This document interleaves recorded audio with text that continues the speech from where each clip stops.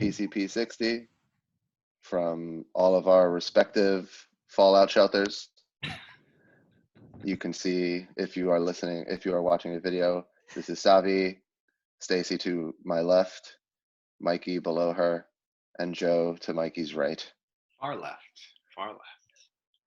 Oh, we might have different orientations of You our will. Brady Bunch heads. Yeah. Son of a bitch. Yeah. Zoom is terrible. I quit. It's all over. I almost want to just like stop and start recording again because if this is on YouTube, oh my No, god. this is perfect. Is it? So here's where I go. Hey everyone, welcome to the Party Chat People's Podcast. As always, I'm Stacy. I'm joined by Zavi, Mikey, and Joe in our respective quadrants. Oh yeah. Yay. Our quarantine quadrants. And we are going to talk about video games and stuff, but specifically in the world of coronavirus, things have changed, and that's the first topic. But I would first like to just mention, if it's cool with you guys, shame on you, GameStop. Shame on you. Shame on you. So, I don't know. In case anyone hadn't heard, they declared themselves essential retail. Yeah. In such locations as California. And finally, Pennsylvania removed their license to do business at all. And they were shut down by police in multiple locations in multiple states. And they finally agreed, oh, well, I guess we have to shut down. Well, GameStop, shame on you for trying to stay in essential business right now. Is trying to tell shame on you for someone trying to swim while drowning. That is the perfect analogy. Mm-hmm. Yeah, I mean, like it's just GameStop. Can I play devil's advocate? I want to play. Go for it. Do it. Go for that. Yeah. Well, and you know, before we started recording, you know, Zabi, you did say, I didn't know how serious you were, but you did say like, hey, you know, video games are sort of helping people cope with staying inside. Sure. And all sorts of things, you know. And also, I mean, liquor stores are still opening. If we make a case that people need alcohol to cope, you know, what about the people who drink or who can't drink? Yes. But on GameStop's onus, they are not taking the proper precautions. As I was speaking to you guys before, I was walking by a liquor store. It was a small shop, but there were about 4 people waiting outside. All of their employees had on gloves and masks, and there was like a limit of 3 customers inside at a time. Please continue with your storytelling. My headphones are low. I'm going to turn them off and steal some from Stacy. Cool. All right. So yeah, and then, you know, the reports that have been coming on from GameStop is that they don't have proper equipment. I guess in all the stores there haven't been like limits to people coming in the shop, and it's just a shit show all around. So it's different when a company is acting responsible and then asking for special treatment, as opposed to they're just acting sloppy and then being very arrogant about it. This is definitely some corporate arrogance speaking. Yeah, it is. And if every business declared themselves essential in the same way, we'd all just die. You know, so and they all are. Here in New York, That's true. it's not funny. You know, it's really not. And at the same time, I do want people to be able to get their video games. But worst case scenario, phones can do a lot now. Yeah, and also digital delivery. I mean, I meant to mention that also in my poor devil's advocate, because I only made really one case for them. But there's also digital delivery. You know, there's this small story, which I heard was debunked because Amazon posted on their Twitter that it's actually everything is fine. But there were these early reports that people were getting emails that their hard copies of FF7 Remake would be delayed, because, you know, they were prioritizing essential shipments, food, you know, supplies, things like that. And, you know, people were like, what? We're not going to get it. But I believe on Thursday night, someone from Amazon went on Twitter saying, like, if anybody who ordered it, like, I guess within a certain time period, you will get your FF7 it'll be shipped out April 10th. To have it better. Yeah. They had better. Why did all you guys get physical? Well, I'm not getting it. I don't have a PS4 to play it on, but a few of my friends have like the collector's thing, like the super expensive one, super fancy with all the stuff in it. Yeah. Well, so look, I do want people to be able to play their games, but if we are moving into a digital download world, then so be it, as far as I'm concerned. Well, we're already just got to deal with what we're capable of, you know. Yeah. Okay. Anyways. Anyway, moving back to general coronavirus, I would note. Everybody? Hey, back. Well, Quick check. I'll be back. We just finished Everyone talking good? about GameStop. Yeah. So Audio good? audio is good. It's All right, excellent. cool. How is All right. everyone? Is everyone okay? Is everyone feeling? Yeah, I'm okay. good? Okay. Working okay. from home and getting stressed out about it, but good. So Both. I mean, I'm My- on sort of semi-quarantine day too, so yeah. you know. So I do want to say video gaming as a whole is up 75% just so far, right? Wow. And not every state is closed yet. So we have more to go, perhaps, in this country. It's going to get worse. But there are so many things that video games are potentially good at and helpful for. For one thing, just entertaining children who are Mhm. not able to go to school. That's one big function of it. Another is regular sports are being canceled because they require in-person contact. Mhm. So perhaps we will see the likes of ESPN actually showing esports more regularly because it's all they have. I hadn't thought of that. Good Actually, conjecture. where there things have been going on. Apparently, NHL did like a virtual a simulation through NHL 2020. There've been some No. of the F1 drivers have done like simulation drives through some of the F1 games. So it's happening. Oh. And also, I did make the comment. I was like, this is where ESPN could set up some sort of unofficial tournament. Like if everyone is streaming, their setups are better than ours. I'm sure they could set something up to sort of entertain people and just be like, wouldn't it be fun if they had like all right, we're going to use like all the real basketball players and they're going to be putting their commentary in. Maybe they could even play. Like, let's have fun. That Nobody else. We would can't be do anything else. adorable. So let's have Yeah. fun with it. What they're doing now is playing, classic, I guess, like classic games of like, where things happen and like highlights. But, let's play around with that programming. I feel like everyone is being super creative now that we're really, the Yeah. technological limits of humanity are being tested. Like, Yeah, essentially, broadly speaking, right? Like this has actually been fascinating to watch as someone who my entire job is pretty well primed as a programmer to work remotely. And I've worked remotely plenty in my career.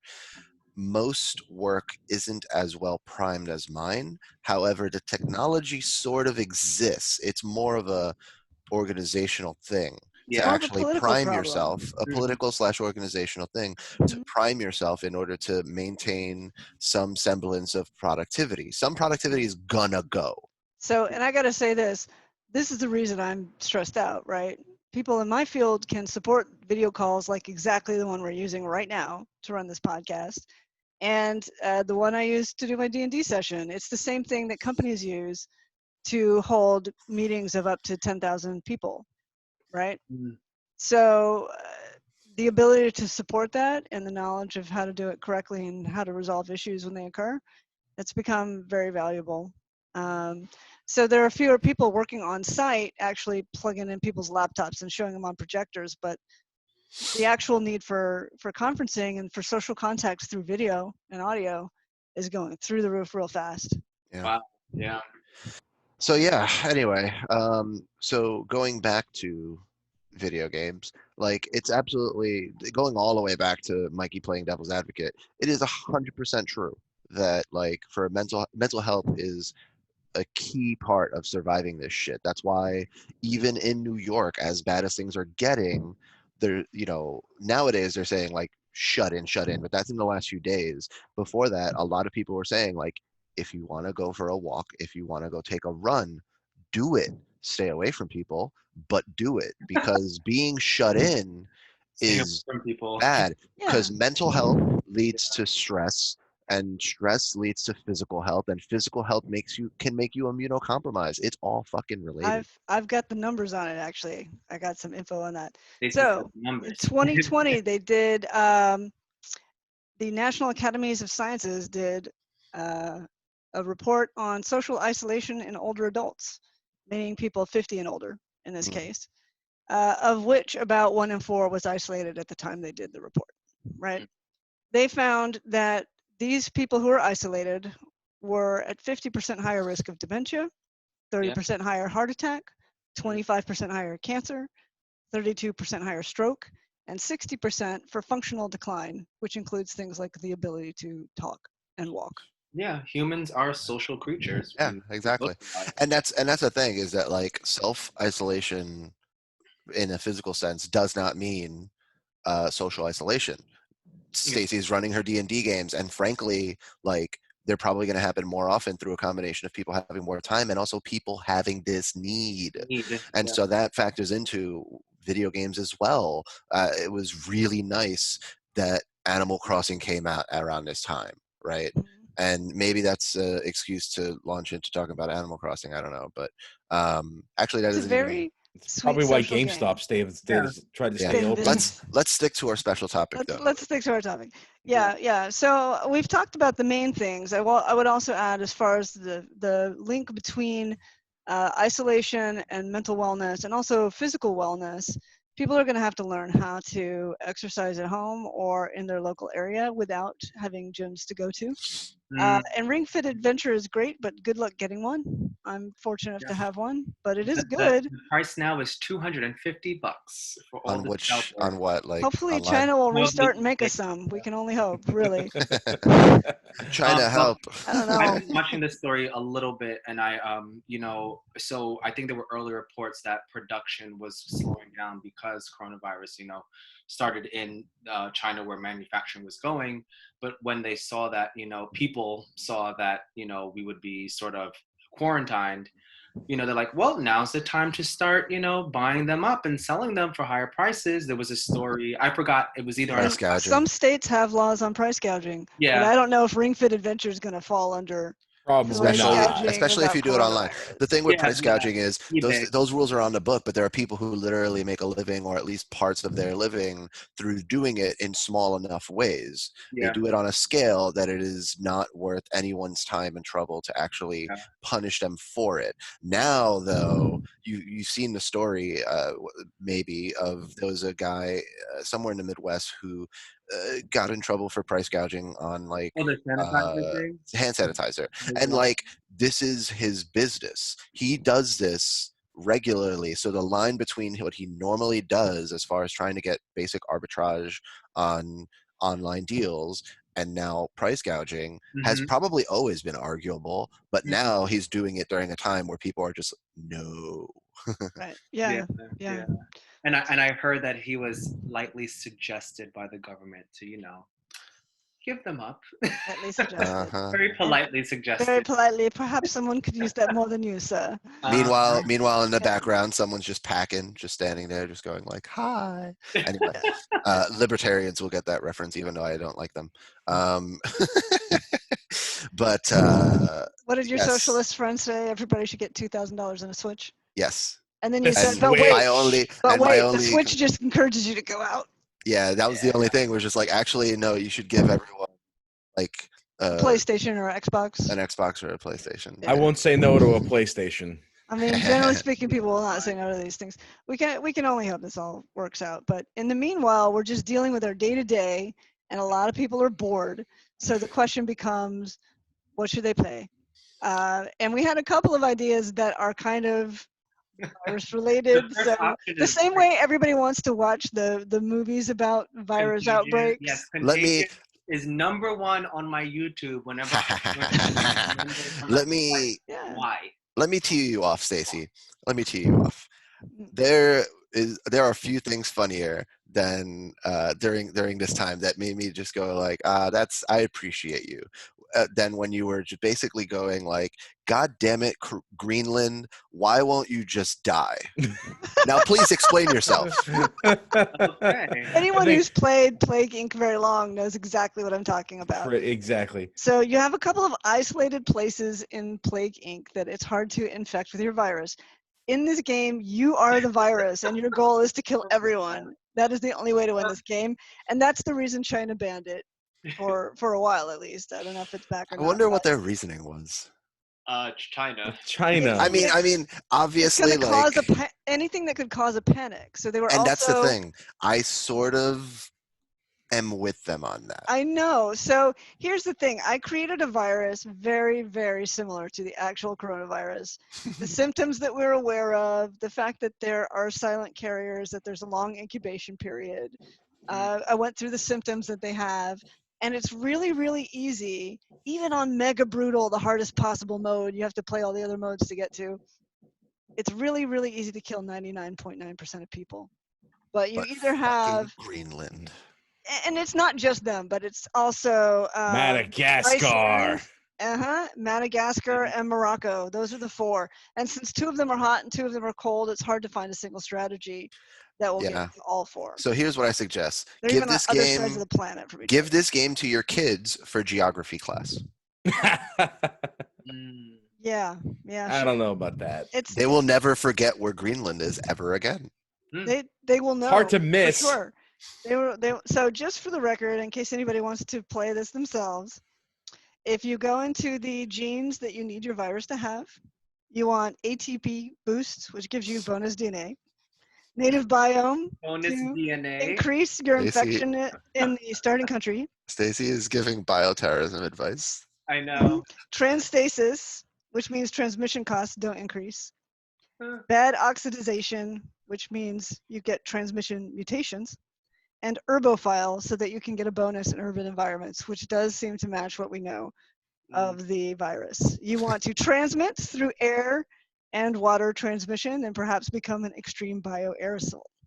That's the easiest way to do that. And for symptoms, you want such things as coughing, sneezing, fever, sweating, pneumonia, and then meh. So question. No, it stops mattering past a certain point. The goal is to infect as many people as you can before you start killing anyone. Yeah. And that'll do it. Yeah. How is this helping you cope, Stacy? I mean, on some level, I actually think Well, so here's the thing. On one level, it's super dark. A lot of people could die, but it does teach you to take this seriously on some Seriously, level. yeah. People dark who- humor has a Yeah. function.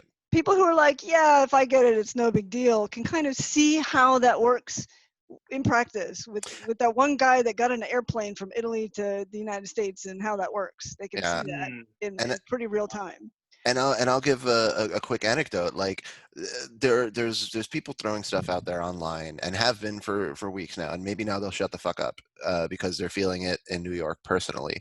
But there are people who are saying things like, "I'm young. If I get it, I won't be that sick." Da da da. Da. And I genuinely, when it comes to those people, want to say like, "Fuck you," because that's not what this is about. This is true in my case. Like I could fight Corona and survive and be okay. I would self-quarantine. I would do all those things. I am not walking outside with rubber gloves, which I am doing. I'm not doing that for myself. I'm doing that because I might have contact with an elderly person when I am asymptomatic. Like that's the level. That's why we do the things that we're doing. And so like, I actually think that people who have that kind of more selfish mentality, a game like this might actually help them understand, because it's easy and factual to say flu has killed more people and da da da, but that's not why we're fucking scared. That's not why we're taking this seriously. The You thing need to about appreciate how this works at scale, and this game does convey that. it does convey that at scale, but at a personal level, it doesn't convey anything sort of like that. So That's it kind true. of it kind of It can defeats feel- the intention It of your can point feel there. a little wonky. Yeah. The Division does. So that's the other one we want to talk about. I just want to finish with Plague Inc. by saying, on some level, it is optimistic to say that however bad it gets, the human race will survive. It is actually very hard to kill anyone with this virus. I mean, kill everyone. Oh yeah, no, it's not, and that's a perfect lead into Division, because as having played this for over the last year, like, and I read, hold on, it's right over here. I read this weird ass book that is part of the Division universe called Yes. it's Oh an, yeah. Oh my gosh! I forgot you had that book. So these are the York events collapse. preceding the Division One. Yes. Which is getting a bit So- old. in So years Division now. 1 is all about like literally this shit is going down right now and everything's going to shit. And that game genuinely does work on a personal level in a way that the Division 2 does as well, but in the Division 1, because it's like right after things are getting really fucked, one of the things that can happen in that game, and this is a really good example of how that game manages to have its cake and eat it too, kind of. It's very easy to call it a looter shooter and just be like, oh yeah, 95% of the people who are playing this game are just running around shooting things, trying to get better loot. And that is maybe true, but there's also a different archetype like myself who's trying to like kind of role play, trying to really be there for the world. And that's a not insignificant portion of the players, and they have designed this game that way through environmental storytelling and things like that. And in the Division 1, something that can happen that is actually genuinely affecting and might be literally triggering for people right now is you can walk down the street and a civilian who's like hunched over, sometimes that's an indication that they want something from you, like a food or med kit or water, which you can give them, and then you can get loot in response. Sometimes that is simply someone who, if you stand and wait for them, you will see them die right there on the street. on the spot. They will just fall down, and now they're dead. Yeah, and And so that's fucked. And But it's I've seen this rightfully happen on your scary. screen. I haven't played the Division 1, only the Division 2. But it terrifies me on some bizarre level that I was talking to a coworker literally today, and he lives in the Upper West Side in Manhattan. He's talking about how the homeless people no longer have tourists to give them random money. They're getting hungry, they can no longer get booze, and they're freaking out and attacking random citizens. And it's like, yeah, it's true fact happening. Yeah, and we're not really seeing news stories about it either. So No, I think like, either that's hyper localized or it's intentionally not being reported. It's hard to say because it's really to hard some to say. extent you don't want to cause panic, and that is a journalist's responsibility, kind of. But at the same time, shit's happening, and like to bring it back to the game, part of what I personally actually enjoy about post-apocalypse more generally is going through the thought experiment specifically through games, although I also like movies and things and The Walking Dead and whatnot, because it's also interactive. It's just not as interactive as video games are, right? The content is static, but me watching it is interactive because I'm going through the thought experiment of what would I do, how would I do things differently, all that kind of stuff. And in the Division, it's all right there. You can't really pretend like it's not relevant to the real world. At least not in New York, you can't, right? Yeah. Like I'm Yeah. playing this game as a New Yorker, and I'm still having fun because I'm not like in a actual life and death situation myself at the moment. Right. I'm healthy, I'm young, but it also is cathartic is the right word for what it's like to play that game right now. The Yeah. expansion just came out a little while ago. I'm enjoying being in that game because the sense that the good guys in that game who you are playing as a part of, the sense of what you're doing really is like you're building community and you're watching each other's back. And the villains are anyone who isn't building community in a inclusive manner. And that's actually really powerful. So I just want to step back for just a second. We haven't really discussed platform at all because we all know what these games are on. Plague Inc. available as a PC game, also just about any mobile platform. Yeah, it's everywhere now. The Division, PlayStation, it's on PC, It's on Xbox. it's on Xbox as well. So these are both very available games. The Division is more of a first-person shooter. Plague Inc. more of a problem-solving strategy game. I guess I call it a strategy game. And for all But three people out there who have Stadia, it's on Stadia too. and it links PC and Stadia players Yes, together. crossplay between PC and Stadia. That's start. actually it's an improvement over Destiny 2, which was a shit show for many reasons, and that was one of them, if I'm not mistaken. Mikey, do you know the details about that?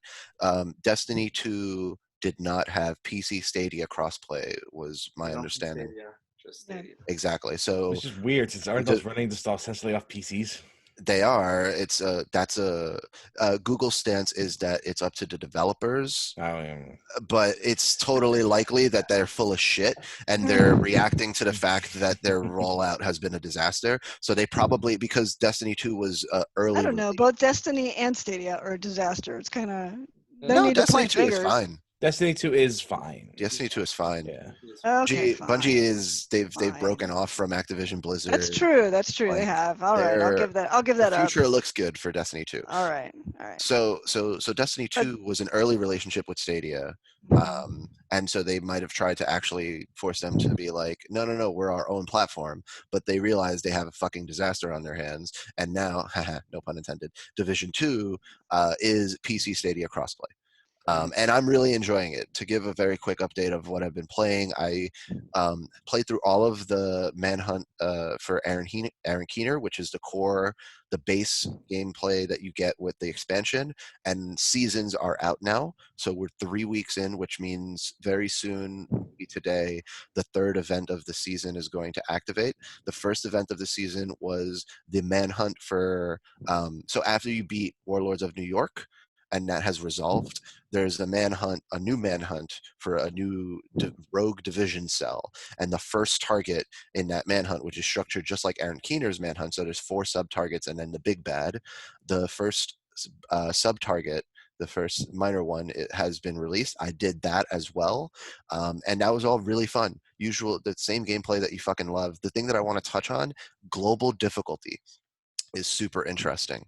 Essentially, the game has had difficulty selectors on missions where when you go through the game the first time, you're on story difficulty and you have no control. And that's okay. It's fine. I actually think that they should start to introduce higher difficulties from the outset, because when I engage in a piece of storytelling content for the first time, I want it to be somewhat difficult. Otherwise, I can tune out. So I do not like that I can't go through all of the Division base game, all of the expansion at a higher difficulty. I can't do that. I wish I could. But once you finish all of the expansion content, you unlock this new feature called global difficulty, so that you can have the entire open world that you're in be at any of the difficulties that you choose. That's really good. It makes roaming around in the open world a far more engaging experience for someone who has more experience in a game and doesn't want it to just be mindlessly pop, pop, pop, I've killed guys. Instead, now it's like, okay, I see the enemy. Let me stop. Let me plan. What am I going to do? How am I going to take these guys out? Where is my cover? Do I have allies? All of that is way more engaging. And then the other thing that's worth mentioning as far as global difficulty is that they've also introduced, it's a parallel thing. On any difficulty, you can add what they call directives, and directives add each of them a plus 25% experience modifier to everything you do, because they make the game harder. So there's 5 directives: ammo hoarders, fog of war, what they call skill cooldowns, there's no regen, so your armor doesn't regenerate ever. You have to manually use skills to regenerate it, or health packs. And then the 5th one is that random enemies will have special ammo types, such as flammable ammo, shock ammo, bleeding, which is explosive ammo, and so on. So those 2 things that they added after you finish the entire content, fantastic additions. It has revitalized my interest in the game. I am enjoying roaming the open world and doing all these activities. I did the manhunt for the first sub-target on challenging difficulty, and that was fucking dope, which is 1 below the hardest. And yeah, it just absolutely has revitalized the game. I fucking love it. And as usual, I'm talking about Division 2 too much, so I'm going to shut the fuck up. So I was going to say, like, look, let's back up for a second. We have people who have never played this game. You're talking about all these details. It's going to be like, phew, you lost me. So let me just back up a second here.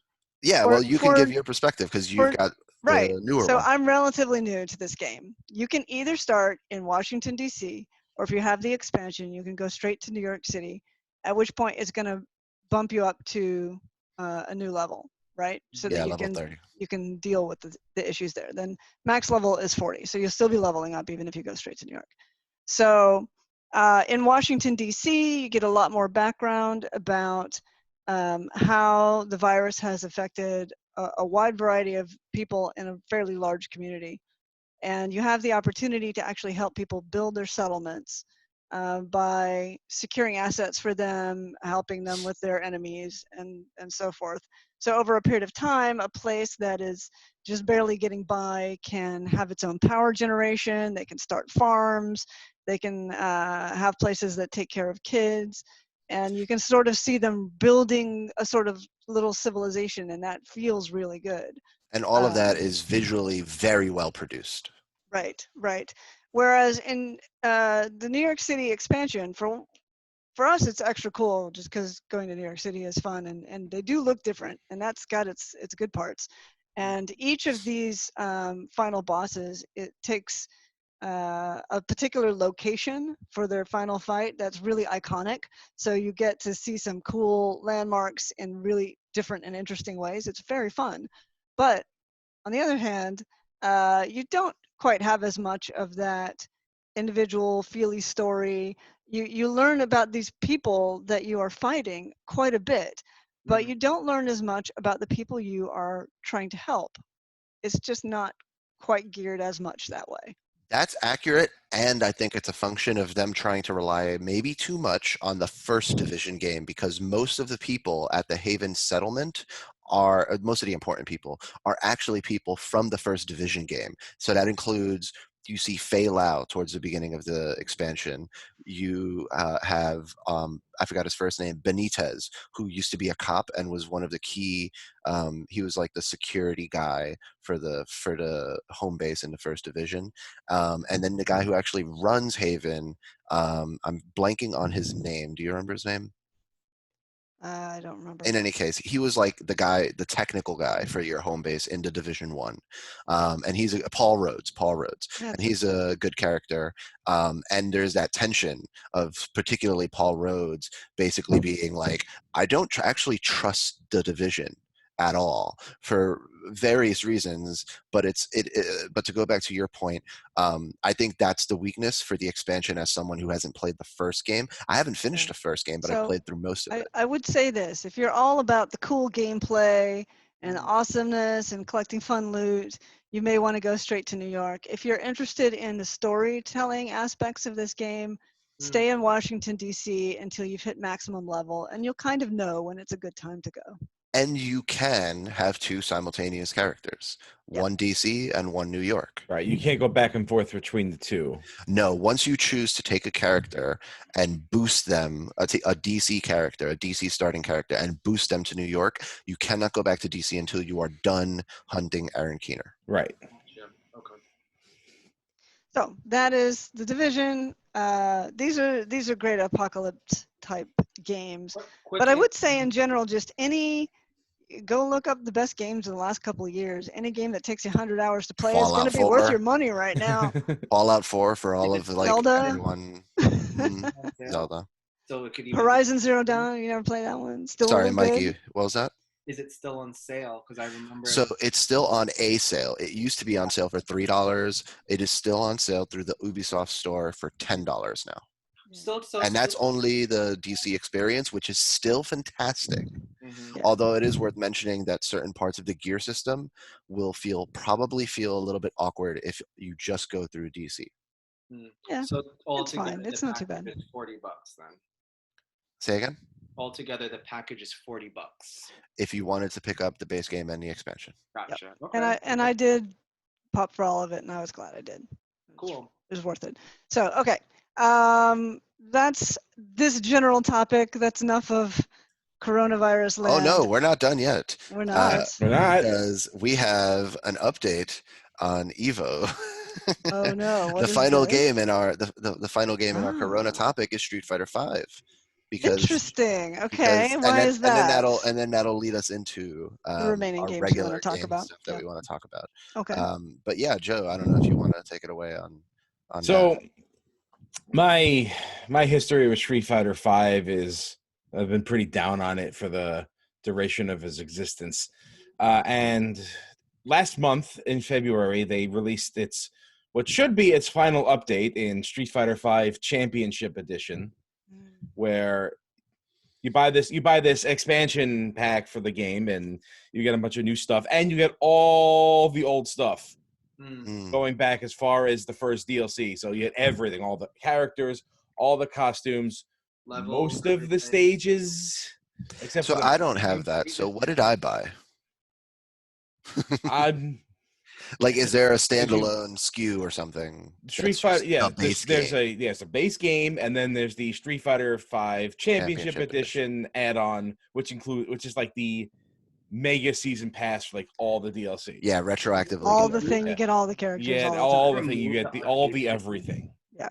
So I already have this game in my library. I bought it when it was $60 day one. Mm-hmm. So I bought like very few DLC packages, and I figured, yeah, you know what, this is a good deal. I'm going to Evo this year. At least that was the plan. So Yeah. I started playing it again because I wanted another game to register with it. You can't go to Evo and not play Street Fighter. That's what you, that's Apparently. you know that's It's the where thing you that's where you do. got to start. It's a Street Fighter tournament, so you have to play Street Fighter It's Evo. fair. It's fair. But now that now that whole event is in question. So yeah, there's something ironic about the fact that even esports games Mhm. are being canceled. Esports tournaments can't happen, or at least not in person. Rocket League Championship Series is going on pretty much as normal. All the casters and everyone are doing it from home, so they're actually Yeah. going They're back to migrating. techniques. But this Yeah. is how they started, though. They didn't have a studio for the first couple seasons. So Mhm. the fighting game community, at least the tournament organizers, are in a state of chaos right now. The fighting game community has never been known for the money. They've always been very No, for grassroots sure. and just try to get an event out there. Very You grungy don't go and into the tournament for the money. crude. You go in so No. you can trash talk your opponents. That's man. exactly it. Yeah. So like the money has never been there, but there's always been tournament organizers who pay out of their own pocket. And for them, it's about community, so they're not going to fuck around with this stuff. Yeah, exactly. They're not going to fuck around with getting Right. people sick. They don't give a shit. Well, here's the about thing. money. Here's the thing. They've created these events. They had people register for it, and then these things were threatened to be canceled. And they're like, "Hey, listen, I can't cancel this because if I do, I'm bankrupt." Yep. So that they have no safety net. It's either they do the event or they go into destitution. And that's part of you can.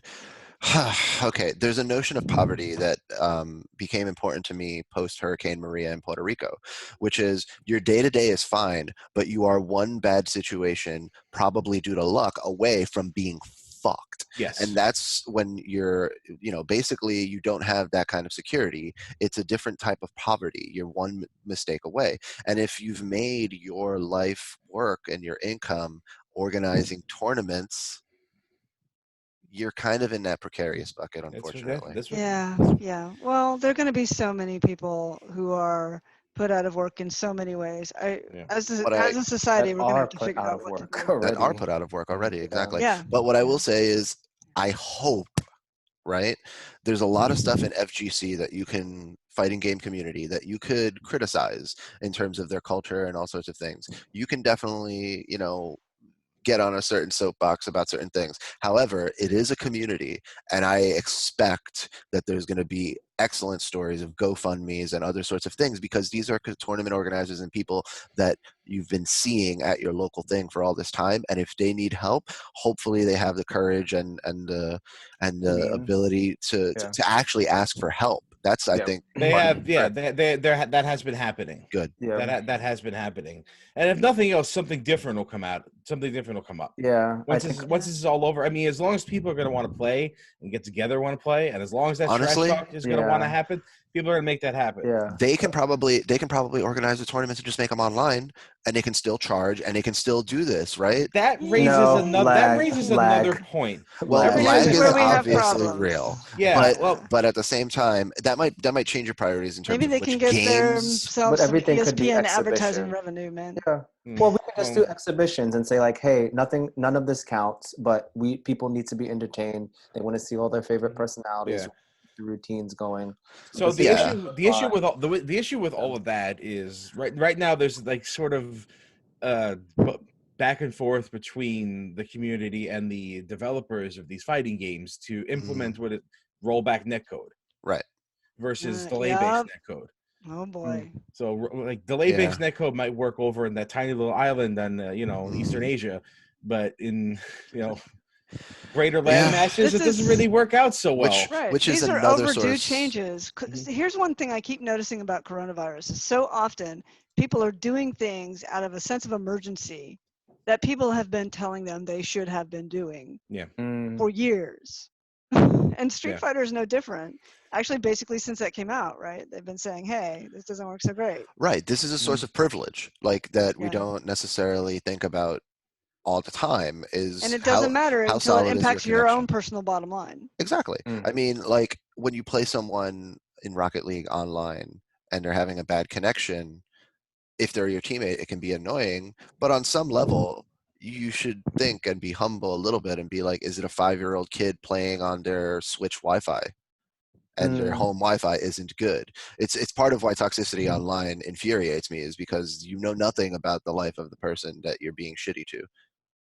Yeah. And connection speeds are a source of privilege. Like we're in New York and we're sure. actually good on that front.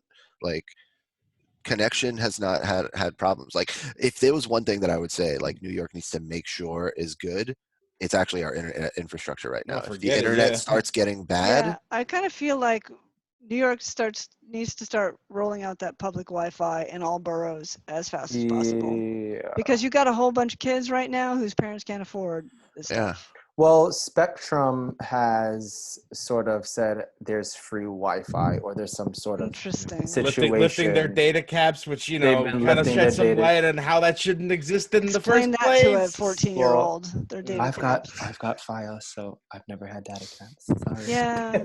iOS is Yeah. the best actor, but yeah. Yes, but again, not everyone's going to have Fios. Yeah, You yeah, literally I mean, can't get it yeah, in some right. places, Exactly, even in exactly. New York City, much less the rest of the country. Yeah, Well, I and, mean, and you and know. this is an example of a crisis bringing out all the bullshit, honestly. yeah, and also pushing, advances that should have been made to the forefront of just like, Yeah, we need to be on board now. Like, absolutely. this is it. Hopefully if another this crisis happens, hopefully we this won't be broadly prepared. starts making people actually think more communally. So like we can't fuck around. Like for example, to throw in one more thing, and we don't have to get into it. The gas utility over here in New York still wants to burrow tunnels through Brooklyn to provide gas. Meanwhile, the Okay. comptroller who's setting up a mayor thing, blah blah blah blah blah blah blah. Okay, we're cutting you off, man. Yeah, we're cutting we you cannot off. have a whole conversation about coronavirus in general. This is a gaming podcast. We're going So to the stick to second gaming. part, so this is us transitioning back to games. So the second part of Street Okay. Fighter V that I think is worth talking about is Okay. Joe whooping my ass. Yeah, so if he's someone who's been in Street Fighter since the beginning, this is new to you, right? Yeah, so my history with fighting games is that I didn't play I played them growing up. I played Mortal Kombat, I played Street Fighter, but not like too seriously, right? I enjoyed them, but whatever. I got into Super Street Fighter HD Remix on the PlayStation 3. And I got me good too. with Vega, and I played people online. That game didn't have like leagues and rankings, so I have no sense of how good I was. But I was pretty, I was pretty good. Like my matchmaking and all that was leading to me winning like over 50%. I'm pretty sure. Street Fighter 4 comes out. I pick that up. I think it's okay. I never get super into it. Not as into it as I did HD Remix, honestly. And then I didn't play fighting games again for a long time. It's never been one of my bread and butter genres. I loved Fantasy Strike. And I still do, and I still play it, and I still think it's really good because I think that you have this spectrum that I've talked about before. And you can think of the game Dive Kick, which is practically a parody on one end of the spectrum of simplicity of a game. And you can think of Street Fighter V, and there are worse games probably, Joe can tell me some, on the complexity scale, right? Where Yeah, it's but just it's up like there. the things you have to hold in your head are crazy, right? Like it's just a lot of stuff. And if you're used to this, you're used to this, and this is normal. But I'm not, because I didn't grow up with these games. It hasn't been bread and butter for me. So Fantasy Strike is in this area where it's like this is manageable, and it also brings out the things that I find interesting, which is tactics. I don't like execution costs, and I understand they have their place, but certainly as someone who hasn't been playing fighting games consistently all these years, Street Fighter V has high complexity and it doesn't do very well with teaching you, and Joe can probably rant on that better than I can. Yeah. And I don't like that. It turns me off. But playing with someone that I know and just getting my ass handed to me, I don't mind that actually. I got good at Super Smash Brothers by Alex, who's been on the podcast, whooping my ass when we were in high school. That's how And you learn. That's yeah, how it goes. exactly. So me and Joe have been playing a little bit because Matthew, who's also been on a podcast, and Joe decided to play some Street Fighter, which was cool to watch unfold, by the way. And then I played with Joe. He was whooping my ass, which got me to play a few different characters and figure out like who do I like so far? I think Kami is the best candidate. Then I also took that to regular ranked matches where I was actually getting some wins, and that was fun. And so we'll see where that goes. I think I'm still going to play some more and whatnot. And then it's also worth a shout out to I played a little bit of Power Rangers Battle for the Grid on Matthew's that's fun. suggestion. That game's Because legit. Matthew, Yeah, because fun. Matthew said that it's a game that, like, he basically recommended it because I was telling him this whole spiel about complexity and how I don't like Street Fighter's complexity still, particularly because it does nothing to teach you about it, but also Yeah. like That's- it's just That's its main issue, because on Street Fighter V is probably one of the it has the execution barrier that is the lowest of any Street Fighter I've ever seen. Yeah. The execution leniency is so easy that I just get special moves out by accident a lot. which can be a problem, actually. Yeah, it's a problem for me, maybe not for you so much, but like I'm familiar with I've seen videos where people showing like the inputs of what's going on when you're trying to do a Shoryuken, and they're like, how is that a Shoryuken? Right. It's obviously the game trying to give me the benefit of the doubt and thinking that I want to do a Shoryuken. So the input for a Shoryuken is press forward, press down forward, and then a punch, right? But in Street Fighter V, you can accomplish a Shoryuken by pressing down forward, and punch, because it registers all those inputs that you need. Yeah. It registers the forward input from the down forward. It registers the down input from the down forward, and then the second down forward registers the down forward you need to complete the motion. And the thing is, they probably have a justification. They've probably watched people play and watched people play on different controllers and said, "Oh, they were trying to do a Shoryuken. Let's just give them that." And that's them trying to, cater to casuals. Maybe make it an option though. Like if you design code intelligently, you can put a setting that goes like pro mode or whatever. Like when I get to, can I give a preview? When I get to Grand Blue Fantasy Versus. Ooh. Yeah, there's stuff you're gonna like. There's stuff that you're gonna like to hear about. Sick. So going back to Power Rangers, to close that out real quick, I played through the story mode. It does a pretty good job of actually teaching you how this game works, because it slowly ramps up the difficulty throughout the story experience. The last boss took me like a half hour, as it arguably should. Well, for two reasons. One is it has a huge handicap, but it also starts doing things that it's never done before. So in fighting game terms, up throughout this game, it's teaching you with like enemies who are getting a little bit smarter, and then the boss tries to cheese the fuck out of you. They cheat. No. I don't think that the boss cheats in Battle for the Grid too much, actually. It cheats because it has a handicap, but that's communicated, and that's very clear. The boss has 5 life bars and you have 3, so you have to make up 2 life bars. But it basically goes for the very cheesy strategy of trying to throw you a lot, and it's never done this throughout the entire game. And now you have to realize how to avoid it and how to predict it and how to counter it, which is just the perfect place to put it. It's just well designed. On top of that, in all seriousness, it has a better story than Street Fighter V. Oh my god. Street Fighter V's story bored the shit out of me. And then Power Rangers, within like 3 lines of dialogue, I was like, this is more compelling. Honestly, the way I learned fighting games is by playing stupidly difficult computer simulations, because like those, okay, so back in the PlayStation era, Street Fighter Alpha 2 Gold had this mode called Akuma mode, where you would fight the super buff version of Akuma on like the hardest difficulty, right? So, and he would like destroy you. He would read your inputs, so you would have to like really be careful about it. That's nuts. It was essentially, it doesn't teach you like matchup strategies or good mix-ups or whatever, because they read what it did was it is a worst case scenario generator. Right. So what if my opponent reads me perfectly? Right. You learn what is safe. You learn what counters what. You learn what is a good decision to be. You learn good decision making from playing difficult and well-programmed computers. You learn that versus playing in like another player. He's like, okay, I ate the mix-up. There's no way I can know what he was gonna do. Yeah, like I'm someone who has enough patience that like you were not. Well, occasionally you were taking it easy on me as G, but like But like occasionally when I was just like, ooh, I did well that round, you would just come back and you would just like annihilate me. And like that doesn't bother me because I know that like I haven't put the time in and I don't need to get all like in my own head about it. And then on top of that, it challenges me to go, okay, how can I improve? How can I do a little, like I considered it a victory if I took off half your health.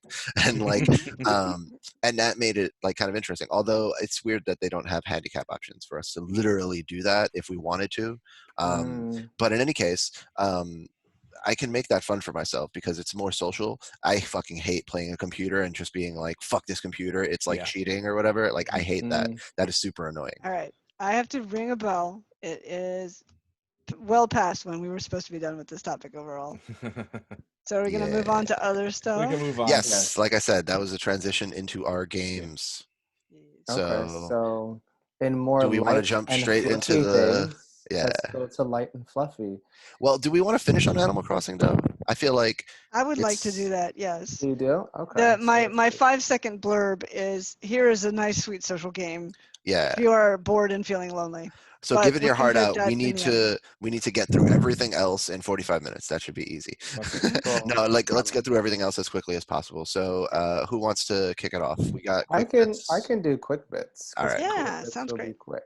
Go for it. So the first quick bit I want to do is continuing my Apple Arcade, and there were a little bit of more things there, but I didn't really dive into it as much as I did. Takeshi and Hiroshi. And I'd find out about this game. Again, this is on Apple Arcade, so you need the subscription for this. And it's continuing my positive streak of games on that service. So the presentation is quite fascinating. It is a claymation sort of presented game of an older brother who's programming a game for his little brother. I don't remember the situation. He might be homesick, or he's just at home with his brother, and he will program a game. And while he's programming it, the game that you play is actually the little brother going through it.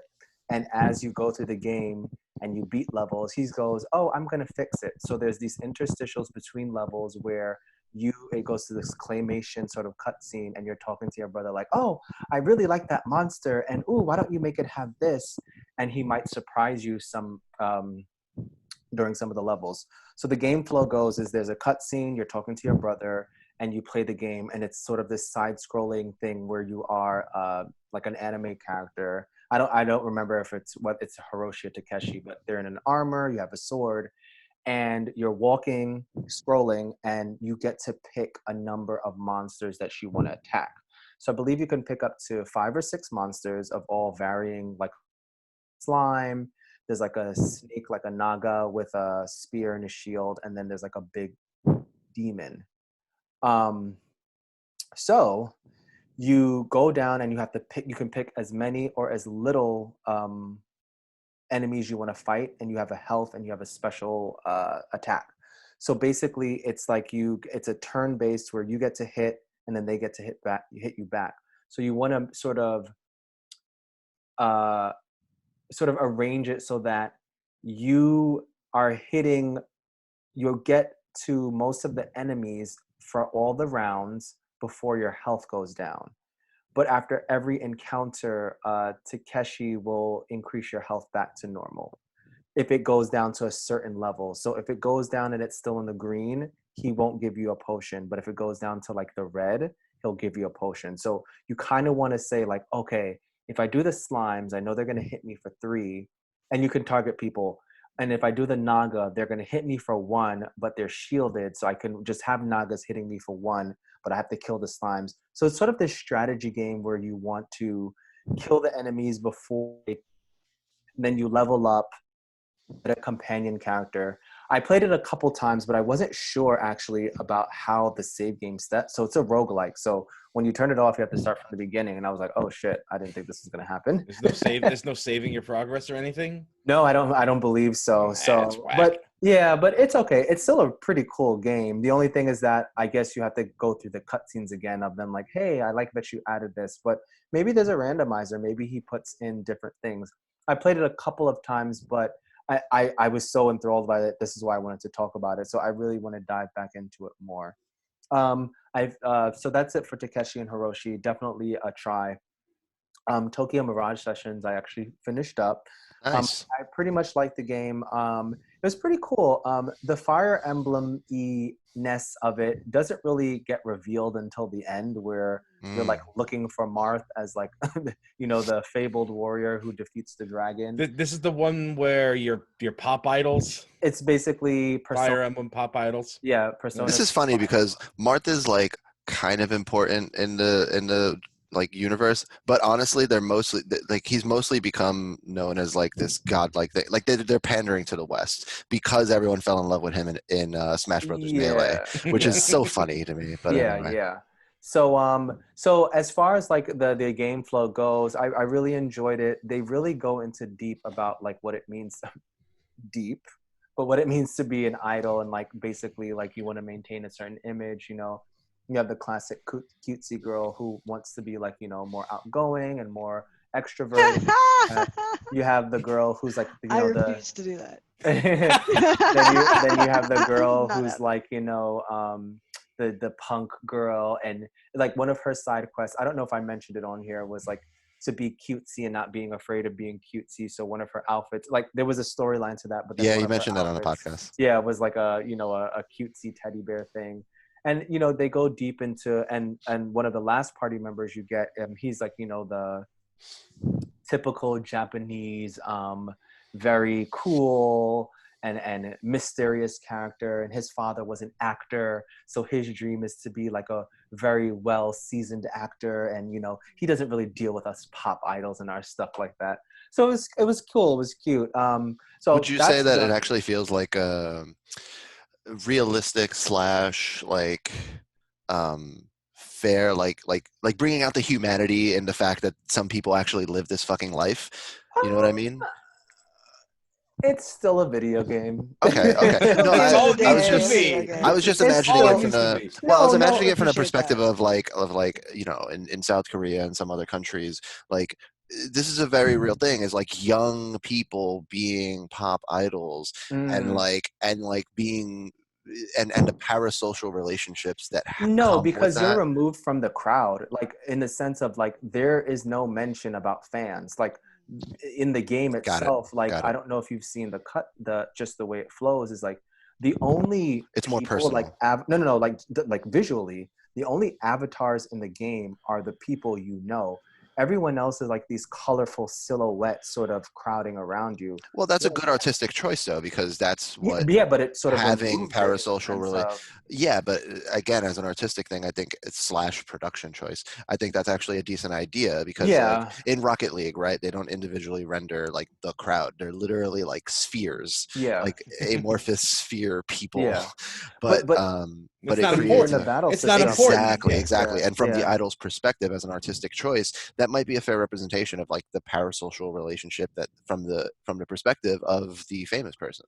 True, but they're also not like these special people. You're walking around Japan without and that's security. Important. And the battle system has a crowd. Like when you go into the battle system, an imaginary crowd is like, and you can sort of hear like muted crowds. So it's very removed from the story itself. And I get what you're saying about the art of like, oh yeah, they're idols, so they're not really like talking to people, all this stuff, but they're still sort of like high school kids. So Well, I was thinking it might be valuable to actually like humanize idols and not have them there's definitely human things. I get that. Because I play Persona games, there were definitely the same sort of character tropes of like, the shy girl, the party girl, the fat American guy who's like a super otaku. And, they have all of those guys. They have every person in there that are in sort of that inhabit those sorts of quick shout out for the things portion of the video games and things. Me and Stacey are watching Princess Jellyfish, and it's fucking great. Back to video games. Really good anime. All right, and the last of my bits is not much of a bit, but I definitely have been going more into Monster Hunter, and I'm only really mentioning it is because we were getting That's a decent quarantine game. Yeah, it is. I've been playing with a mutual friend, Faye, so we've been going into it.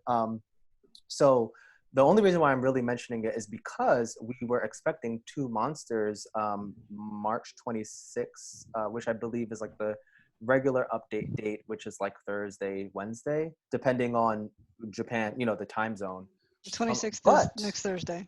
yeah, but they surprised us, and it is coming out as soon as this podcast is over. So we know what you'll be doing right after this podcast does. So when you said hard out at 3, I was like, perfect. That works out. Yeah. I got some monsters to hunt. Hopefully it updates that time, but something Nice. tells me it might be a little bit But later. there's something great about a game that's been out as long as Monster Hunter, that it still gives people this feeling like, oh wow, I can't wait until this new thing drops. I mean, they've been super aggressive, Stacey, about like just the updates of this game. Like, it's not just 2 monsters; they're like adding in a layered armor system. So before you could just layer like basically transmog. So basically, you could have transmogged your armor. Now you can transmog your weapons. They've put in like a lot of bug fixes and some quality of life things. And they also announced a new monster, which is like one of the original Elder Dragons that has all of the elements that's coming in April. So they've been super aggressive about really supporting this game. Mind you, everything is free.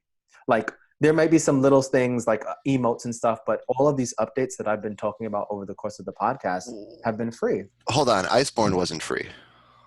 No, but they're title updates. Okay, title but updates. So Division 2 has this clarity problem as well about like what do you get and when do you get it, right? Like if you buy the base game for Division, you don't get global difficulty, for example, because you need to clear the expansion to get there, and they will probably never do that. And I'm wondering if Monster Hunter's in a similar situation the title updates, with those things. The quality of life updates are global. Base game. But anything that was exclusive to Iceborne, so for example, just, the new monsters are Rajang and Brachydos. Those are augments of those monsters. So, common sense, if you don't have Iceborne, you're not going to get the updates for those. Yep, fair enough. It's just tricky to be clear. No, I get the clarity of it. But, like quality of life things, like I said, getting the layered armor stuff and the bug fixes and stuff, everybody gets those. But anything that I think was exclusive to Iceborne, if they update it, will continue to be exclusive for Iceborne. Yep. But that's it. That's my quick bits. Nice. So, Joe, you have a couple on here. And one of them is another fighting game, yeah? Yeah. So as you're probably... Tell us about Grand Blue loves Fantasy. the fighting game. Yes. So Grand Blue Fantasy Versus came out to a lot of fanfare. About last month, and as soon as it dropped, Arc System Works basically said, hey, you know what, we're going to release this on PC next month. Nice. That was fast. Hey. Wow. Yeah. So a lot of people bought it on PS4, kind of pissed. But I was like, hey, you know what, I was looking forward to playing this game because a lot of my friends were excited about this for the same reason Zavi, I think, would kind of like this game, because it is a rather simple, easy access fighting game that a lot of my friends can probably learn alongside someone who's more seasoned, like myself. Granted, I have a lot more fundamentals in this department, but Grand Blue Fantasy and that's true of Fantasy Strike too, right? Yeah. Like if you got to know Fantasy Strike, I have confidence that you would whoop my fucking ass. Precisely. So this game has a similar system to Fantasy Strike in that it plays like your normal anime fighter. It has a 3-button light, medium, heavy attack. And there's, they have the special moves in this game are aimed at the commands. 2 things though. First of it has a block button.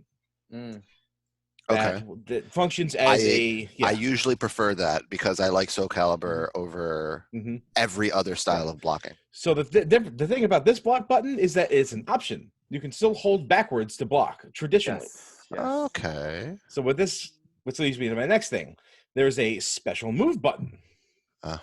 Which you could use to press your special move button and a direction to do your special moves. Yes. Now, something I've been wondering why fighting games haven't done for the longest time, and I do have a friend that's been into Grand Blue configurability, Fantasy, man.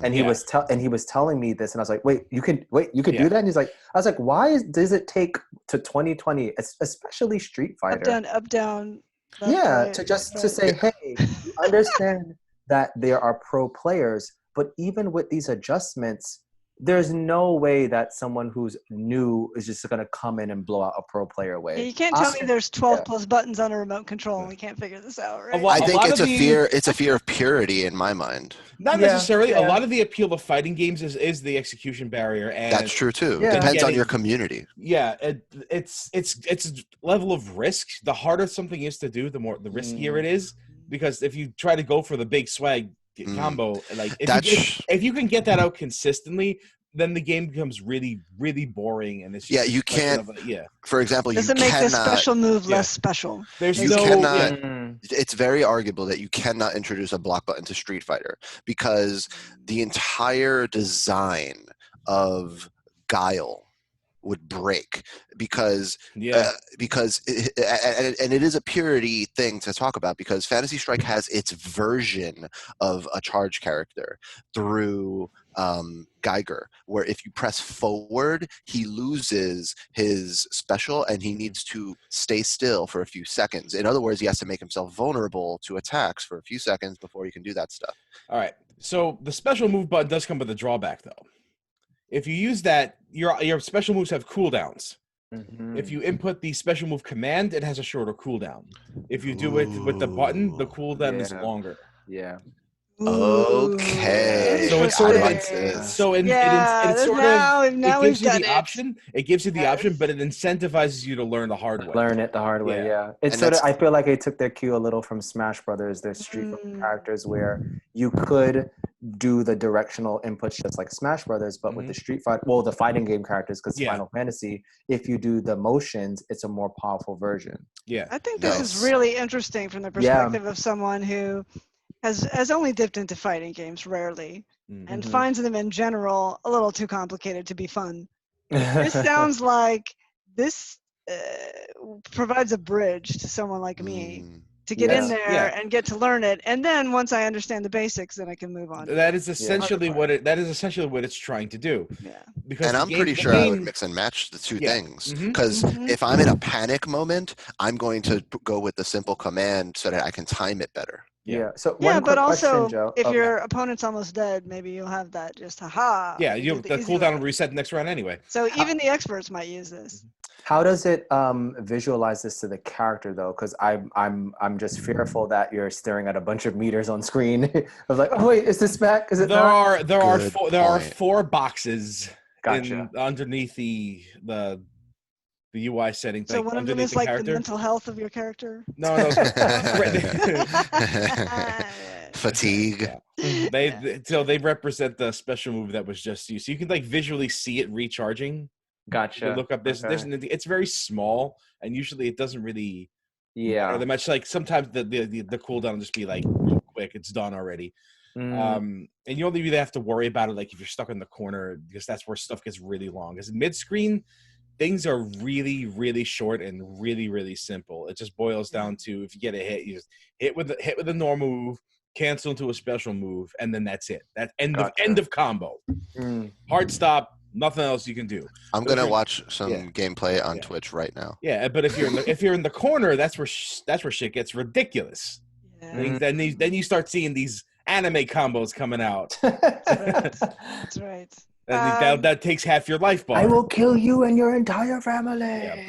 So and that's something. Yeah. I have a bit of a pointed question. I have no patience. Like I know that it's one of my personal things. I have very little patience for being stun locked. Yeah. When you no get in one the does. corner, I guess that's true. But one thing that I like about Fantasy Strike is like if I get punished, I'm gonna get punished over the course of a second. Yeah. But if I get punished in Power Rangers, I get punished for like 10 seconds. Yeah. So yeah, you're not gonna get that long 30-second combo. It's gonna be over in like 5 seconds. You might lose half your health, but there's the thing: because of the block button, you have a lot less options for attack. There's no mix up there because you can't go. You can't. There's no left right mix up. There's only high low because of the block button. You block in either direction. But if you're standing, you can't block low, and if you're crouching, you can't block jumping attacks. That's just the fighting game rule. Yeah. But you can't cross somebody up. There's no left right. But if you hold that block button, you'll guard the right direction.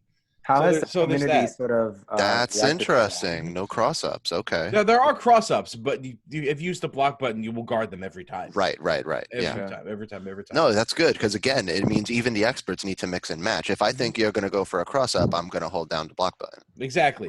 It kind of detracts from the complexity of the game, especially with like certain characters who have built-in cross-up mechanics. It's just why are these there if I can just hold the block button and this is not relevant? It may be like a side switching mechanic, which is really like to get yourself out of the corner or put yourself into the corner. Just to get screen advantage, but like the design is such that you will not be in a bad situation where you have to block for very long because of the way that attacks are generated and because of the special moves having a cooldown. You will not like suffer these long things. Yeah. Also, the cooldowns are brilliant. There's a dodge and roll mechanic. Yeah. So if you press back and the block button, you dodge. If you press forward to the block button, you roll forward. Will get you through projectiles. I'm gonna like this. Yeah. I think you would really like this. It when you mentioned that bridging that thing between simplicity and complexity, this is a good bridge for it. Yeah, and it's really perfect timing having played some Fantasy Strike because I'm eventually gonna get to see everything that there is to see with Fantasy Strike. Yeah. So I will say that I ended up not really liking this game. Oh, okay. Because I'm a guy I'm a guy who enjoy. Listen, I didn't like it. I'm not saying. Look, I can not like a game and still acknowledge that it's a good game. It's not I your feel cup like of I tea. should preface this by saying, also, Joe, you are particular about your fighting games. I really am. You have extremely high standards, far above what most people would have. enjoy the complexities of these things. But let's figure out. Yeah. Okay. So let's figure out why. Because one thing I think is interesting is I would say that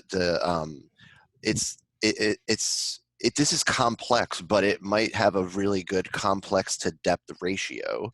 And that I'm curious about. And then B, I'm curious why it's not your cup of tea.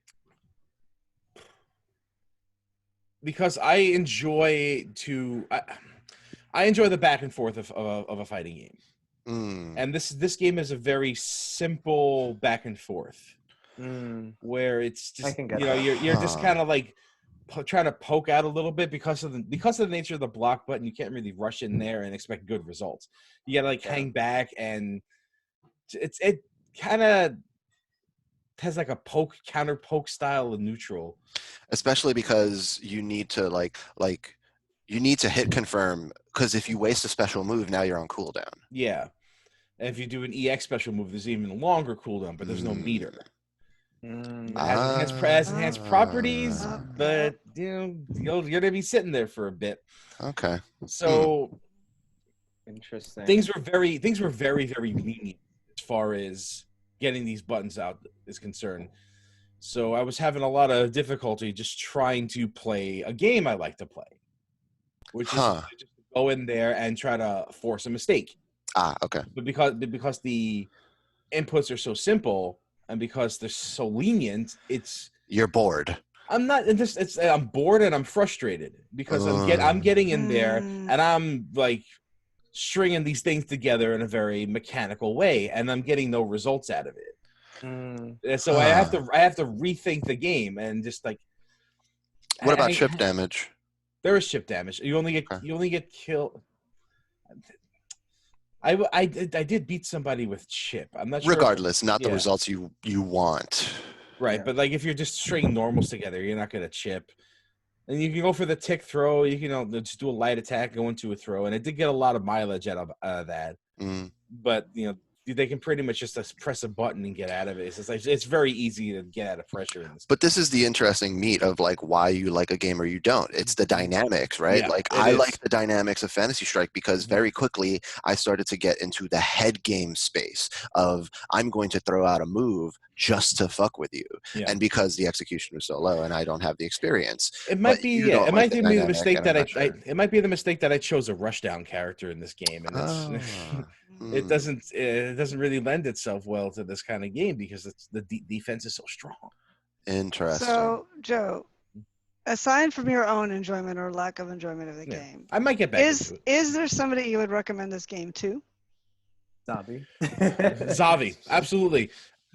It's kind of hard to recommend this to any new player because it's so expensive. It is $60 for for 11 character game with a really aggressive DLC plan. Mm-hmm. Oh, is But it? there are more DLC characters planned than there are in the game. And if you want to buy a DLC character, what does it cost you? It's like $3. But multiply that times 3 however many times characters you yeah. more want. than 11. So Three Grand times. Blue Fantasy Yeah. is a gotcha series. Yeah, so that's why. Yeah, we talk about this stuff all the time. Now, Yeah. the critical thing, right, is like those characters you're buying, are they overpowered? Are they literally keeping the tiers behind paywalls? Because that's where it gets fucking gross, right? Not at this time. Like the DLC character is like kind of mid tier. Okay. The best character in the game is base. Okay, that's So- good. That's good. Yeah. The one with the whip. What's her name? But it is still expensive, $60 in the day and age when you can buy the base game of Street Fighter V for Mhm. 20. I bought Street Fighter other 5 for $6 fighting games. and it came in a simple package and I complained about it. I Thing about it remember. is this game comes with an RPG mode, which is apparently very fleshed out and very deep. Oh. Yeah. So that's something that I should probably do. I got frustrated that I set it aside. I'm like, F this for now. I'm just waiting for my Under Night update to come out next week. Well, on some level, you want to figure out if it's going to serve that role. Right. in Again, your also it was gaming diet. It was right? another, it was another game I was playing for Evo because that was going to be at Evo. Ah. So that's Oh, the wow. reason I got it, and then all this stuff happened. Yeah. And I got frustrated again. It's like, well, now Evo might not happen, and I So- spent money on Street Fighter 5 again. I dropped a big load of money on Grand Blue Fantasy.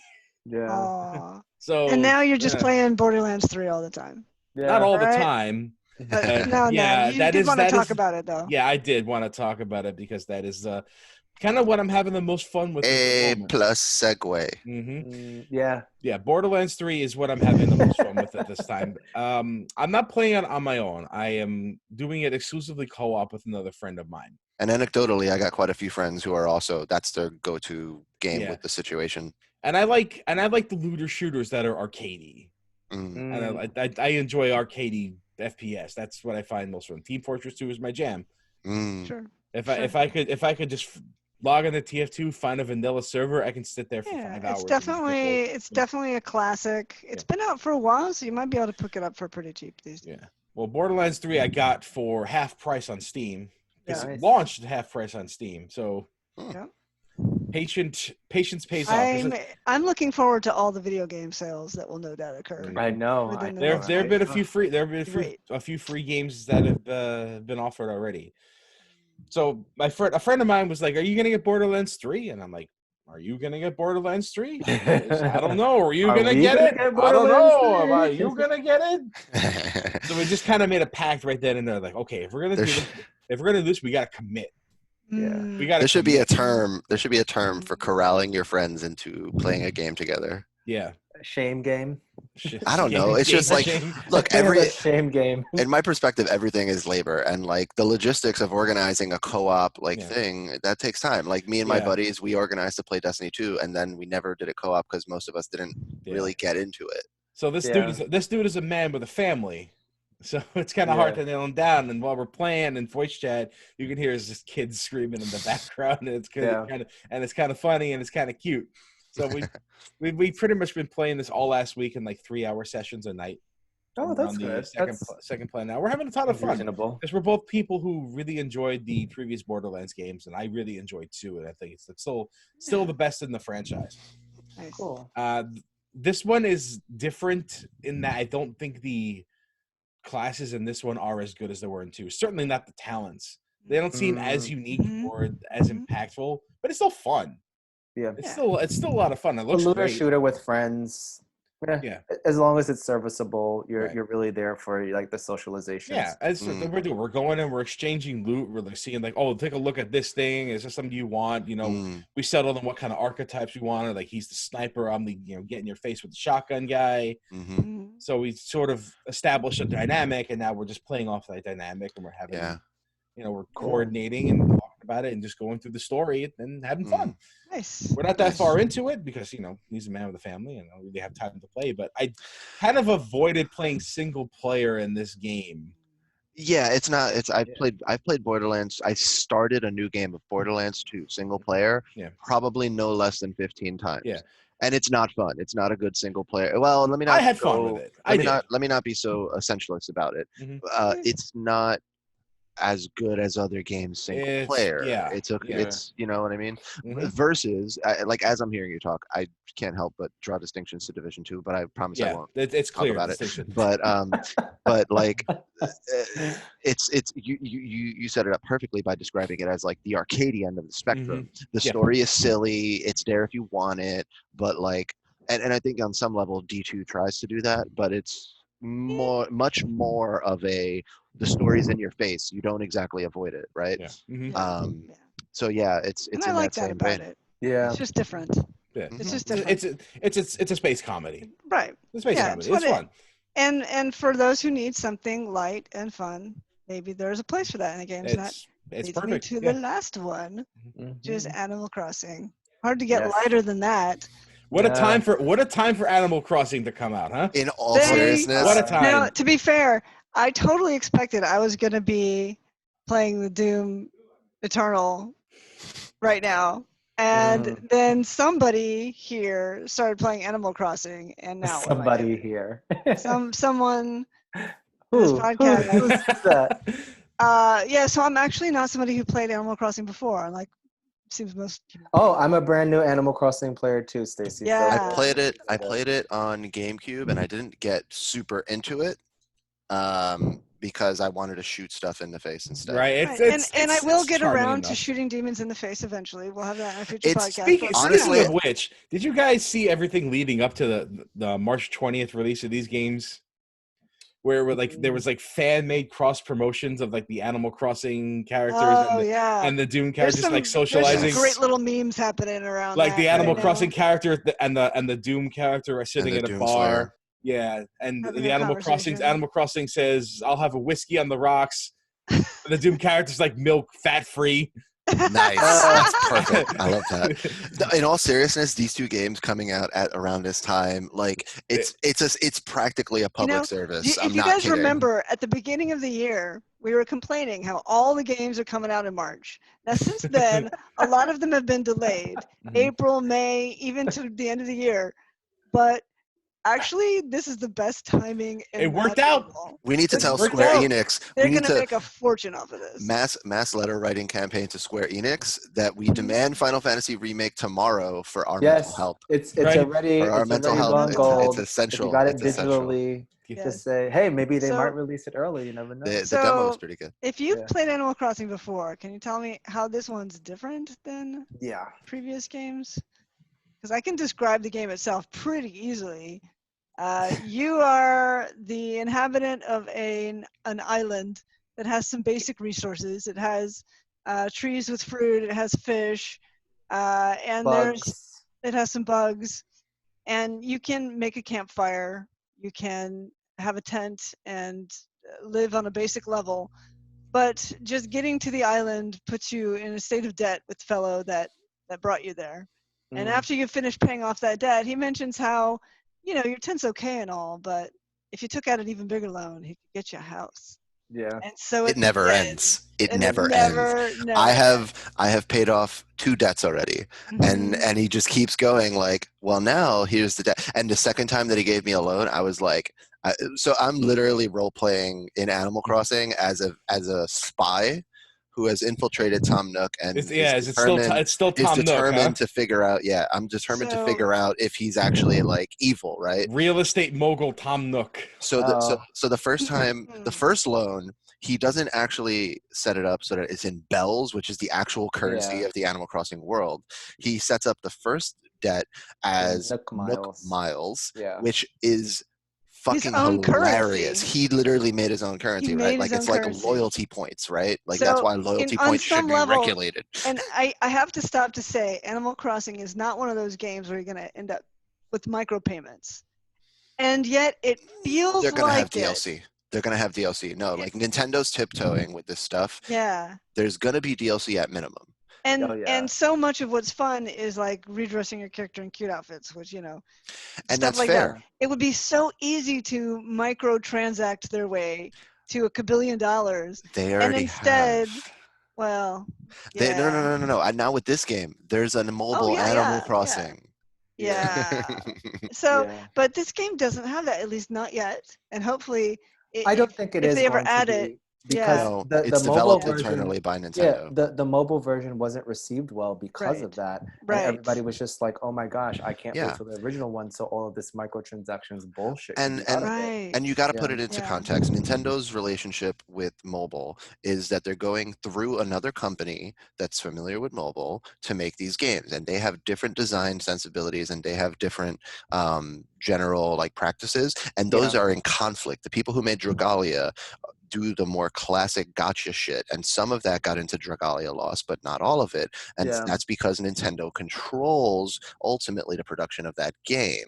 Now they're internally making Animal Crossing, and they're learning lessons from dabbling in a mobile space, and they're gonna apply them ish, but they will never jeopardize with their yeah, Switch Core games franchise, yeah. the basically. family There, friendliness. They yeah, will never there's jeopardize a that. Yeah. benefit to Nintendo being the family-friendly, kid-friendly company, and I think for as long as possible, that's going to sort of inform, I think, monetization in games in a Yep. positive way. Yeah, and so I kind of like that we've got this character with Nook Miles who wants to give you loans.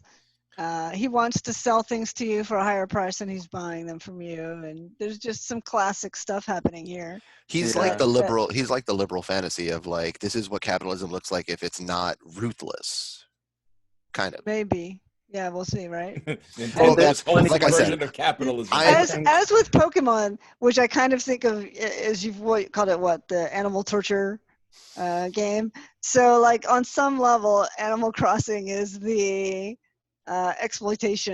capitalist essentially, exploitation yeah, yeah, yeah. game. So like I said, I'm role playing as like on my Animal Crossing passport, you're Yeah. able to write a custom description for yourself, and my custom description is I'm totally not a socialist spy.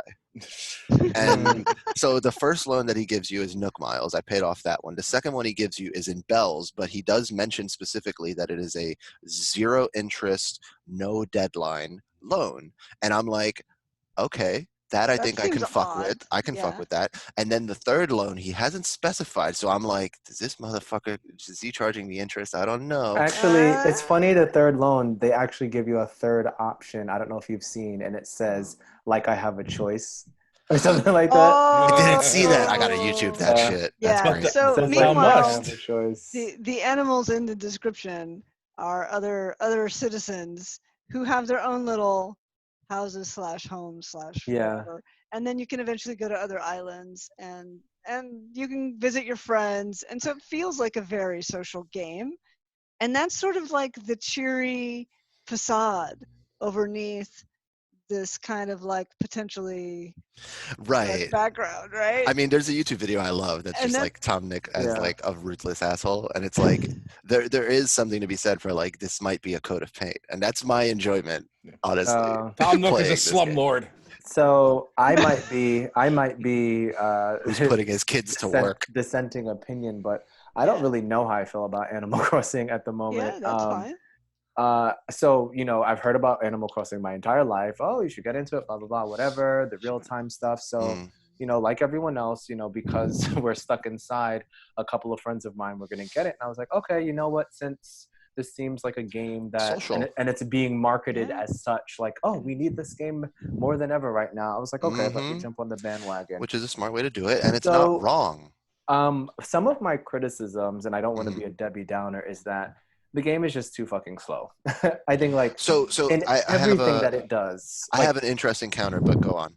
in everything that it does, in the texting, in just a deliberatency, if that's a word, or Yes, yes, deliberateness yes. Mhm. in everything that you do. And I think there's been so many advancements in gaming as far as like quality of life improvements. And Yes. I get that they want to make things a little bit more deliberate and like, a function of like a chill or a slow moving pace.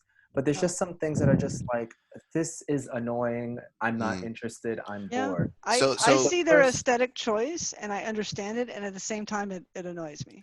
But so here's I just yeah, go want ahead. to let me just finish up. There's 3 more points. So I don't know if you guys have tried multiplayer, but if you're I not have. doing multiplayer with friends, is a complete fucking nightmare. The It is infrastructure a sucks. nightmare in so many ways that I'm just Yeah. like, I don't My want to favorite play one this game anymore. my favorite one that explains how the multiplayer is weird is you cannot access the Nook terminal services when you have your airport ready to receive players. You can't do anything if you are in if you are in any action yourself. So let's go from the beginning. I'm going to do it very quickly. You have to go to an airport and physically talk to a person so you can physically get on the plane, physically in Right. game. So It they connects to the basically internet and their design is yeah. like the most ridiculous level of skeuomorphic that you could possibly imagine, where every function that you do is literally encapsulated by a character or a place in the game Yeah. world, which I actually like. Go on. However, everyone else has to suffer through your bullshit. So it stops everything in the game for other people. It notifies you when someone is coming. It tells you to close your conversations. I don't mind. It stops you when you have to watch the cutscene. Well, not the cutscene, but you have to watch like a flash page of them arriving to your thing. It's just so I went in a random room of like a streamer that was like, come to my room, I'll sell some stuff. And I literally could not do anything every 1 minute because there was a banner, there was a announcement, there was something Gotcha. just saying, So something to interrupting. keep in mind, Yeah. I'm just to play devil's advocate. Yeah. They did not design this for like throwing a big party with strangers. They designed this for friends. And on my flip side, I was able to join a friend's island. Yeah. And she was actually on a call with her boyfriend's parents. So I never actually interacted with her, but I was able to go to her place of residence, take a picture of myself hanging out in her chair, and That's send so it to creepy. her over Facebook Messenger, going like, "Hey, I'm just chilling." And in your house. And Could then you like put on her dress too while you're at it? my character Did you rob all to be did you rob all the stuff and turn on the faucets? No, like it Home doesn't. Alone? So it doesn't let you interact with someone's island until you are best friends with a person. I sent the request, but because she was busy, she hadn't approved it. But what I was able to do was because we wanted to trade fruit, right? Because each island has But you its could own just grab fruit. it from the trees if they're grown. No, so you can't even do that if you're not best friends. You're not allowed to take your axe out at all. No, Although no, maybe no, you can you shake can it shake down. the tree. Okay, Yeah. okay, cool. The only thing that you can't interact She with had already done the that axe to because you can destroy things. Exactly. So She had already done that to all of her trees, right? So there was no fruit to be around. But I could go to Timmy, one of Tom Nook's sons, and buy her native fruit. Her native fruit, which I did, and I had brought some of my native fruit. So I dropped off on the floor. I dropped off on the floor. Once again, took a picture of my character looking longingly over her shoulder at the camera, and with the cherries in the frame, and I sent that to her as well. And I was just like, now "There's you your need to cherries." send her like a creepy postcard after the fact. No, she sent me a postcard. Wish you were here. She sent me a postcard, and she actually said, "The cherries." The cherries tasted great, I assume, which I thought was funny. So my point is that interaction was cool, and the game is literally designed around personal interactions with people that you probably trust, and if you trust them, then you become best friends, and so on and so forth. And There's still things about what you said that still suck. The whole thing about local friends is extra ironic now, right? With our 6-foot distancing, local play is just kind of like, So that's and my experience when I did it with a group of my own personal friends, it was fine because it's like, okay, we're all in here, we're talking. When you're ready to leave, like everyone left at the time. But my last complaint about it is, for a game with hundreds and hundreds and hundreds and hundreds and hundreds of items, you can't fucking interact with any of them. So I'm starting to generally lose interest in the game. And you can't interact with. And I'll be honest, this is a game that's just holding me over for Persona and Final Fantasy. And a friend was like, "So when those come out, are you gonna drop?" And I was like, Yeah, probably because Probably. I mean Mm. it like I don't really this just seems like Yeah, busy. yeah. Zavi got a So I would love microscope, to. and I was so Animal disappointed Crossing. that I he have a couldn't use it. telescope and I can't And you use can't. Yeah, it. yeah. Yeah, you can't I look would at the love sky. to. You I can't would look love at the to jump in. butterflies. Yeah. So I've played a shitload of this game over the last few days, and I recognize everything you're saying, and I think that this game is fantastic. There's one thing I think that's true about the multiplayer that's kind of annoying, which is like the logistics of I have to actually go to the airport and tell my airport person that And I'm ready connect to to the accept people. internet. I wish that there was a level of friends that you could be where it's just like Yeah. this person is welcome whenever they want, and maybe they'll do that. Yeah, I But they hope need so. something That like would that really because the Yeah. that would logistics are really kind of solve a annoying. lot of Well, problems. I But think you that's can send I a think that's message to them. Nintendo's sort of MO because Yes, all they're of their trying to protect internet kids. games you have to opt into going online. I'm just they're And like, this game okay, we'll appeals connect to you. children, Yeah. and For they sure. are dead serious about like And I would not. recommend this over like the Pokemon game. Sure. You Yeah, would I or you would. wouldn't? I would. See, that's the thing. This is where we clearly have a very varying opinions. Zavi, you're pretty positive on this game. Mikey, you're on the negative side, and I'm sort of like, wait and So, see. so the reason I think this I'm game is more wait actually and pretty see, Stacey, positive but I think is. we're home, so I'm a little impatient about certain things. Yeah, I get that. So But I want to. I'm You're taking middle out your negative. frustration on those little animals, man. So this is where the parallel, not the I parallel.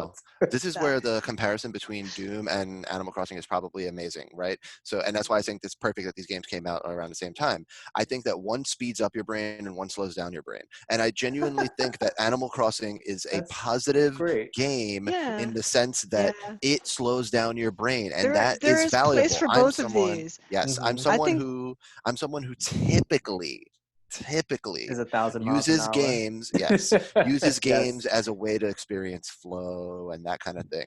I am personally trying to meditate every day because I recognize that my brain going a mile a minute burns me out, and that is bad, very, yeah, very bad. people who have a Animal lot of Crossing anxiety, is this is Mm. great for them. Animal Crossing is designed to slow down your brain, and there are many reasons why that's good. And one of the things that they do that I think is incredibly important is most mobile games are trying to put you on a schedule, and they're trying to do it because they want to get your money out of your pocket over time constantly. Animal Crossing is trying to schedule you, but it already has your money. Now it might be trying to, you could be a pessimist and be like, it's trying to get you for the DLC or whatever, but it's just like, no, actually, No, I this don't is think so. designed Yeah. because this is designed to be a recurring part of your life that you play maybe just for 15 or 30 minutes every day. And Mhm. that's actually a healthy habit.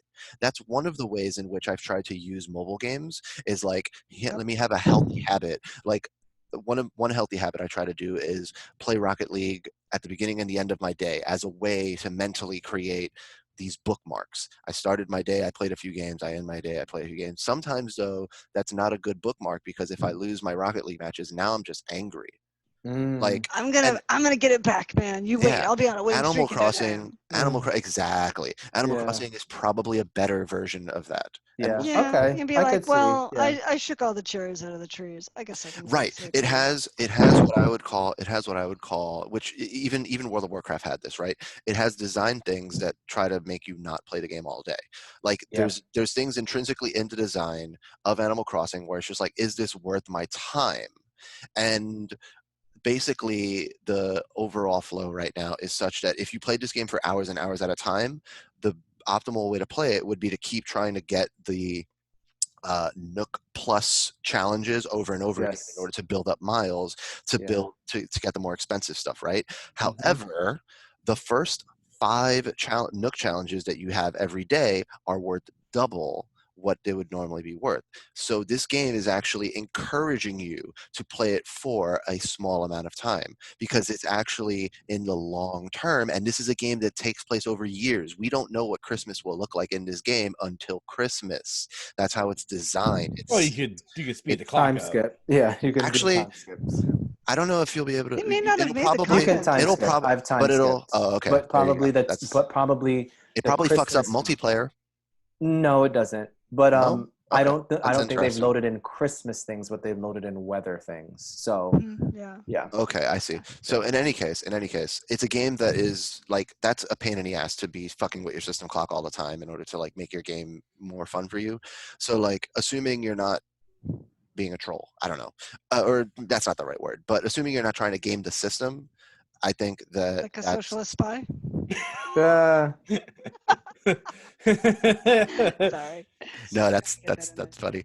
Assuming you're not trying to game the system, the game is actually trying to slow your brain down, and I think that's valuable and teach you, and in some ways teach you good habits. Which honestly, if we're gonna like survive modern society, I think a lot of what this game is trying to like teach kids is actually good.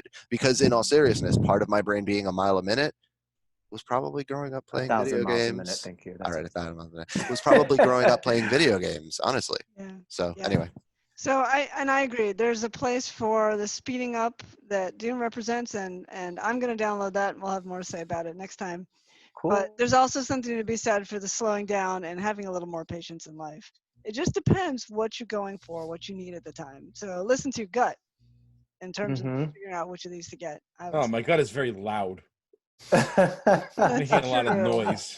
Your So gut don't could listen to your say, gut. time for the grocery store. That's a whole other problem. Yeah. my gut is never loud. I don't fart all the time. That's not. No, you don't. You just burp, belch, everything else. All right. In any case, these are the ends of our topic. So we've had a Uh-huh. lot of fun talking about video games. I'm We going to have did. close it Thank you. out. And it was good Things, to and see you things. guys. And More fun things. than Don't I've forget had the playing things. video So games, this, I'm honestly. digitally Aw. hugging you. Little hugs for Joe. everyone. Joe, do you need to whip my ass in Street Fighter 5? No. So I again, need this to is lose. Do you need to whip Stacy, my ass Joe, at the other fighting Zavi, game? and Mikey. And this has been the Party Chat People's podcast. You can find us on Twitter, Instagram, Facebook, and now YouTube. YouTube. Yay. Hope to see you guys around. All right, later. Bye.